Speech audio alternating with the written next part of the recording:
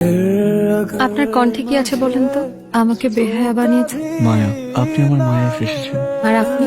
রূপে। রূপ তো ক্ষণিকের, রূপ চলে গেলে ভুলে যাবেন। সে পথ বন্ধ। কেন? কারণ আমি তোমার প্রেমে অন্ধ।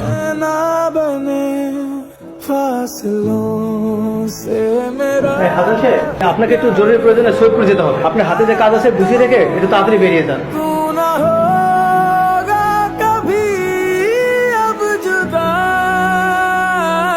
এই যে শুনছেন, জি বলুন। হাসান সাহেবকে দেখছি না, উনি কোথায়? উনি তো 3 দিনের জন্য ট্রেনিং এ গেছেন। আমাকে না বলে চলে গেল।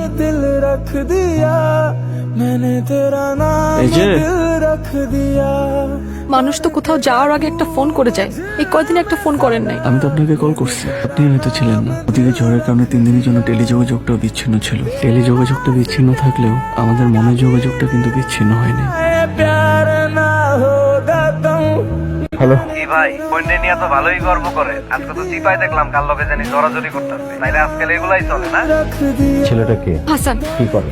রেলওয়েতে অ্যানাউন্সার। কতদিনের পরিচয়? 2 মাস। ছেলেটাকে কাল আসতে বল।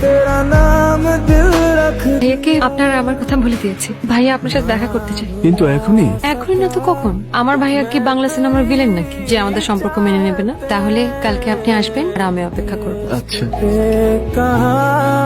बस किसी का चले हो भी जाए मेरी। হ্যালো, ও বাবা, আমি মতিন। হাসান ভাই অ্যাক্সিডেন্ট করতে।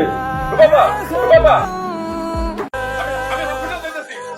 मैंने तेरा नाम दिल रख दिया, मैंने तेरा नाम दिल रख दिया, धड़केगा तू मुझे में सदा, मैंने तेरा नाम दिल रख दिया।